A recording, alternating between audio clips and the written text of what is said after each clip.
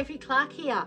We're going to talk about inspiration and about how certain pictures can be inspiring, but they're not necessarily what we want to put in our art. So what to leave in, what to take out, and how to manipulate a photo to do it justice, and also to tell the story of what we want to say about certain pieces in our art. So let's have a look at this. Now I want to show you guys some information about my backgrounds. Here are some finished pieces, and you can see that before any of the story or my subject went in, all my background was set so that I knew exactly which way the light source was coming in, how that affected my shadows down in the vase. And it's to me it's very, very important to have this set very early. So I'm addressing this out of focus light, really to give myself almost a map on when I start putting my midground in, how the light reacts to different portions of the subject.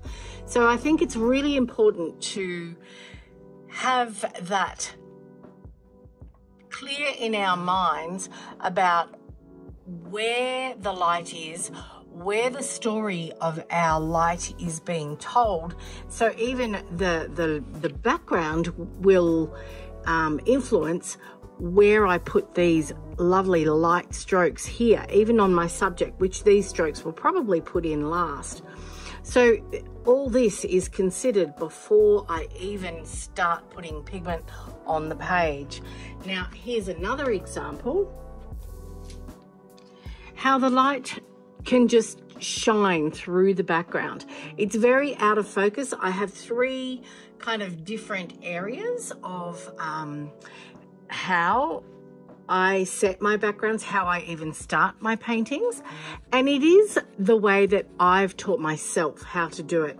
It's not something that I learned. It was something that I knew that I wanted a very special way for my paintings to look. I wanted them to be with a lot of depth. I wanted a lot of depth in my art, and this is how I devised and taught myself this process of working from the back to the front, but addressing the light first up, so that then dictated all the way through where my light would sit in different ways that I would use my strokes to create depth. These are very out of focus and blended. In my midground, especially in this one here, it's very distinct. I've used lost and found edges. Just let, you know, kind of let your eyes create the depth by the different types of strokes that I use. And then as we came close, these very in focus hard lines that I want you to I want to show you as the viewer exactly what this flower is, and then suggest these ones in the mid and even up in the background. And this would have been done when I first started, just gently pushing the suggestion of the flower back here. So the flower is in different stages all the way through as it comes towards you.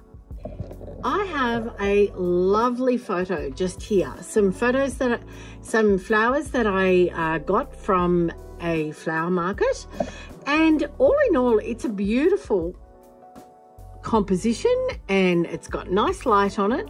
But there's a lot in the background that I really need to just get rid of, to just really eliminate a lot of the external noise that's in the background. So when I am starting to create, the first thing I'm looking at is the background and the light in the background. So I take my photo, like this one that I took at my friend's place, and I take it into Procreate and I interrupt all that noise in the background. So I've got a nice quiet area just by using the smudge tool. bringing the smudges out and working out how the light is going to fall around by interrupting that back.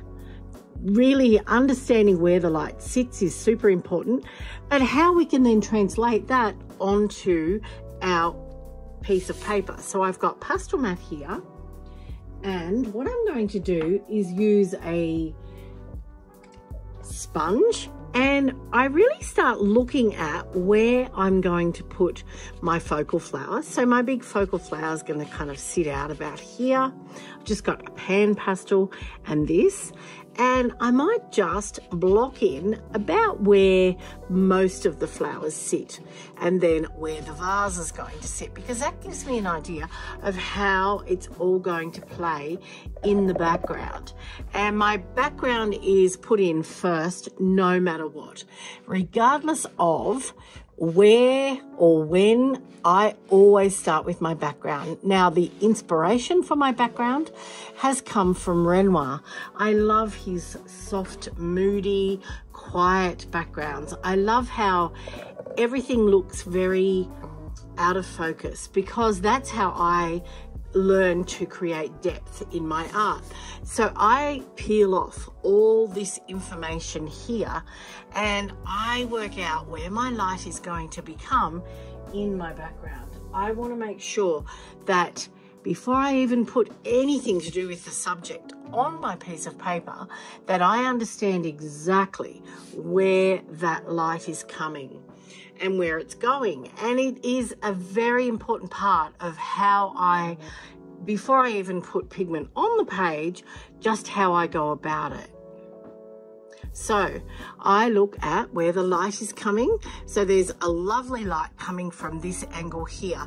I want it to kind of sit and just touch this area here, but also be coming through the back and down here, throwing its shadow basically this way. So here we go. We're going to have a go at a background. If you're captivated by what Stephie Clark is unveiling in this video, get ready to be blown away by what's in store for you. We're thrilled to invite you to course Chasing the Light in Floral Pastels by the incredible Stephie Clark. During the course, you'll master the art of pastel flowers, guided by Stephie Clark's expertise. Learn to craft a mesmerizing variety of strokes for a captivating touch. Dive into backgrounds, discovering the secrets of balancing focal points. Elevate your artistic skills with insights into simplifying subjects and composition. Ready to embark on a transformative journey? To join is very easy. Simply click the link in the upper right corner of this video. You'll be directed to an overview page, giving you a sneak peek into the magic that awaits. You can also find the link in the video's description. Join us, and let's create art that leaves a mark.